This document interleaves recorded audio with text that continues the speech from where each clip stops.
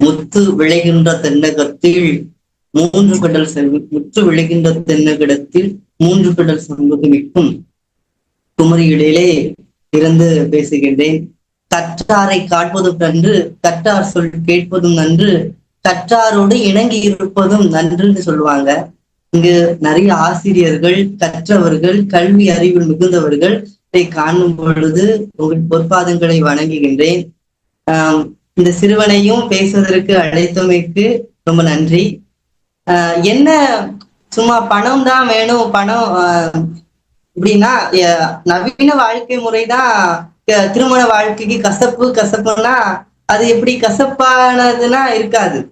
ஏன்னா அந்த நவீன வாழ்க்கையை ஓட்டுறதுக்கே எங்க பணம் தானே தேவை.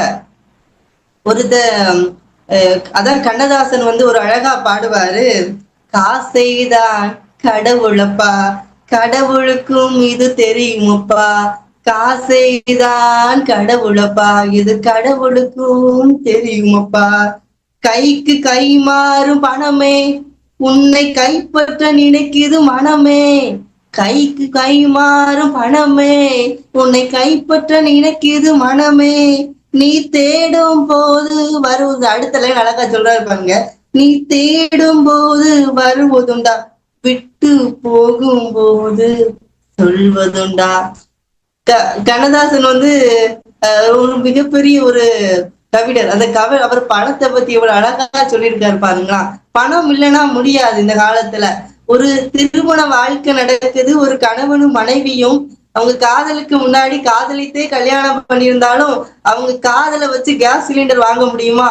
பணம் வேணும்பா, இல்லைன்னா முடியாது. நடுவர் அவர்களே, அடிப்படை தேவையில திருமணம் திருமணத்திற்கு முடிந்த பிறகு கூட கல்யாண வாழ்க்கையை தொடங்கிட்டு இருக்கும் போது, தன்னுடைய வாழ்க்கையை தொடங்கிட்டு இருக்கும் போது அப்போதான் தெரியும் கரண்ட் பில்லு கட்டுறது, வாடகைக்கு பணம் கட்டுறது, மளிகை செலவு, அது இதுன்னு சொல்லும் போது குடும்பத்துக்குள்ள சண்டை வெடிக்குது, சண்டை வருது.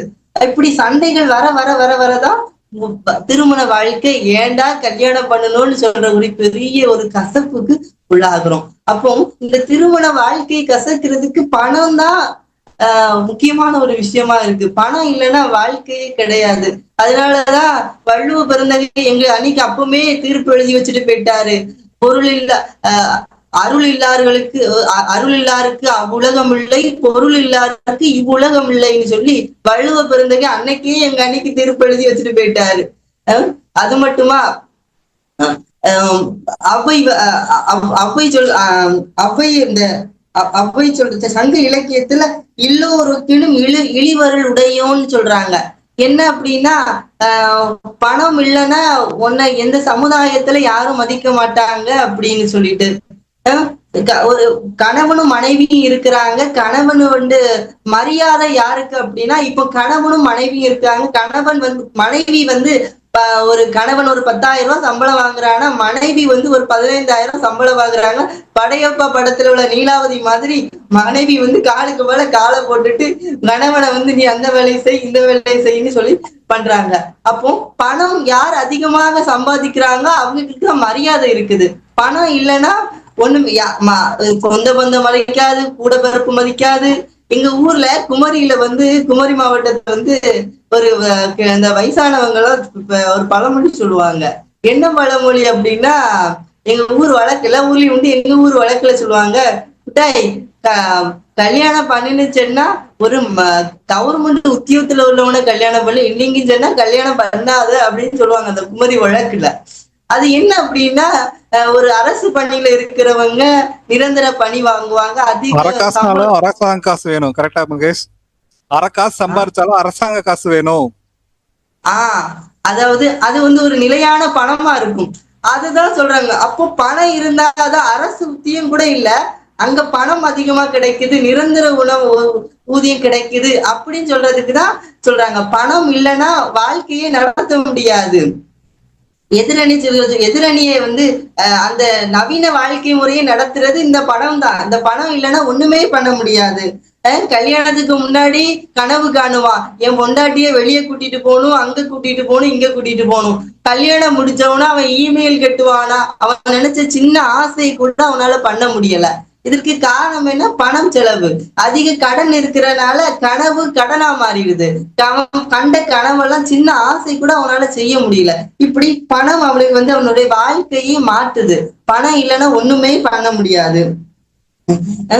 ஒரு பழமொழி சொல்லுவாங்க, அன்பு அடுப்புல சோறு வேகுமான்னு. பணம் இல்லாம எப்படி சோறு வேகும்? அரிசி வாங்குவதற்கு எல்லாமே வாங்குவதற்கு இந்த காலத்துல பணம் வேணும். பணம் இல்லைன்னா ஒண்ணுமே பண்ண முடியாது அப்படின்னு சொல்றேன். குடும்பத்துல பணம் ரொம்ப முக்கியமான சூழலா இருக்கு. இப்ப சமயத்துல நம்ம நான் தொலைக்காட்சியில நீயா நானா அந்த நிகழ்ச்சி மட்டும் பார்ப்பேன். அப்போ அந்த நீயா நானால அந்த பெண்கள் சொல்றாங்க, என்ன திருமணம் பண்ணி கொள்ளணும்னா என்னை கல்யாணம் பண்றவனுக்கு 1,00,000 சம்பளம் வாங்கணும்னு. அப்போ 20,000 10,000 சம்பளம் வாங்குறவனுக்கு கல்யாணமே ஆகாது. அப்போ சம்பளம் தான் ரொம்ப முக்கியமா இருக்கு. இந்த காலத்துல பெண்கள் அதிகமா சம்பளம் வாங்க 1,00,000 சம்பளம் வாங்கினாலும் இஎம்ஐ இருக்கக்கூடாதுன்னு சொல்றாங்க. 1,00,000 சம்பளம் வாங்கணும், இஎம்ஐ இருக்கக்கூடாதுன்னு சொல்றாங்க. கடனே இருக்க கூடாது. என்ன பணம் கடன் இருந்துட்டாலே வாழ்க்கை கசக்குது அப்படின்னு சொல்றாங்க. இந்த தம்பி என்னப்பா பணம் பணம்னே சொல்றானே அப்படின்னு சிலவர் சிந்திக்கலாம். பணம் பணம் என்று பேசுகிறேன், பாசம் எங்க போனது அப்படின்னா, அந்த பணம் இல்லைன்னா பாசத்துக்கு கூட பணம் இல்லைன்னா பாசம், பசிக்கு கூட அந்த பசிக்கு தீனி போறதே அந்த பணம் தான். பசிக்குதுன்னா பாசம் தீனி போடுமா? முடியாது. அந்த பணம் தான் நமக்கு சாப்பாடு போடுது, தீனி போடுது. பணம் இல்லைன்னா ஒண்ணுமே பண்ண முடியாது. இப்படி நம்ம வாழ்க்கையில கல்யாணம் கசக்கல, காசு இல்லாதனாலதான் அது கசக்குது அப்படின்னு என்னுடைய ஒரு பாயிண்ட். வாழ்க்கையில பணம் அப்படி ஒண்ணு இல்லாதனால வாழ்க்கை கசக்குது. கடவுள் மனைவிக்குள்ள மிகப்பெரிய பிரச்சனை. நீங்க தொடங்கும் போதே சொன்னாங்க, வாழ்க்கை என்பது ஒரு வண்ணமயமானது அப்படின்னு. அந்த வண்ணமயமான வாழ்க்கை நாளுக்கு நாளாக காலச்சக்கரத்தை போல மாறிக்கிட்டே இருக்குது. அது காரணம் அப்படின்னா பணம். அப்போ அந்த காலத்துல 1 அண்ணா இருந்தா போதும், 2 அண்ணா இருந்தா போதும். இப்போ 1 கோடி வச்சிருந்தாலும் பணம் எடுத்துக்கிடுதோம். பணம் பணம் பணம். இந்த வாழ்க்கையில மனுஷன் சாப்பாடை மட்டும்தான் போதுன்னு சொல்லுவான். மீதி எல்லாத்தையுமே கொண்டு வா, வீட்டுல இடம் இல்லாட்டாலும் வேற எங்கேயாவது பொதிச்சு வச்சிருவோம். அப்படி பணம் ரொம்ப நமக்கு இன்றியமையாதது இருக்கு. ஔவையார் சொல்லுவாங்க, அரிது அரிது மானிடனாய் பிறப்பதரிது. நான் சொல்றேன், அரிது அரிது பணம் இல்லைன்னா அரியுது அப்படின்னு. ஒவ்வொரு விஷயமும் இந்த காலத்துல அன்னைக்காவது பண்டமாட்டு முறை இருந்துச்சு, தப்பிச்சுக்கிட்டோம். இந்த மாதிரி பண்ட முறையெல்லாம் கிடையாது. பணம் இருந்தாதான் பொருள் வாங்க முடியும். அப்படி ஒரு சூழலுக்கு நம்ம தள்ளப்பட்டுட்டோம். பணம் வாழ்க்கைக்கு இன்றியமையாதது. பணம் இல்லை என்றால் வாழ்க்கை இல்லை. ஒரு திருமண வாழ்க்கை கசப்பு இல்லாமல் இருக்க வேண்டும் என்றால் பணம் வேண்டும். இந்த இளைஞர்களை எடுத்துக்கொள்ள வேண்டும் என்றால் பணம் சம்பாதிக்கிறது குறைவு. அதனாலதான் பெண்கள் இன்னும் அதிகமாக நல்ல சம்பாதிக்கிற, நிறைய ஊதியம் வாங்கக்கூடிய ஒரு நல்ல துணைவர்களை என்றாங்க. பணம் இல்லைன்னா ஏன்னா வாழ்க்கை நடத்த முடியாது. எடுத்துக்காட்டுக்கு நம்ம சொன்னோம்னா, மதராசு பட்டினத்துல வாழ்றவங்களுக்கு தெரியும், நீரை கூட இந்த காலகட்டத்தை பணம் வச்சுதான் நீர் வாங்குறோம். அன்னைக்கெல்லாம் நீர் சும்மா கிடைச்சு, இன்னைக்கு தண்ணியை கூட பணம் கொடுத்துதான் வாங்குறோம். உண்மையா உண்மை இல்லையா நடுவர் அவர்களே? ஆமாப்பா, தண்ணி கிடைக்கிறதே காசு கொடுத்தா வாங்குறதா ஆயிப்போச்சு. இன்னும் கொஞ்ச நாள் போல தெரியுது. அதாவது பணம் இல்லைன்னா ஒண்ணுமே பண்ண முடியாது. அதுல அன்னைக்கு தண்ணியை கூட ஓடுற தண்ணியை கூட குடிச்சிடும். இன்னைக்கு தண்ணியை கூட காசு கொடுத்து வாங்குறோம். அப்படி ஒரு சூழலுக்கு நம்ம தள்ளப்பட்டுட்டோம். அதனால பணம் இல்லைன்னா இந்த வாழ்க்கை ஓடாது.